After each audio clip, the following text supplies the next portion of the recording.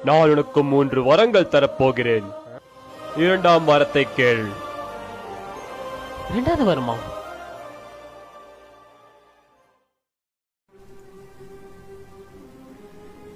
ஏமாத்திட்ட. 2வது வரும் வேஸ்ட் பண்ணக்கூடாது. Love, true love. ஒரு பொண்ணு என்ன லவ் பண்ணும், என்ன மட்டும்தான் லவ் பண்ணுமே.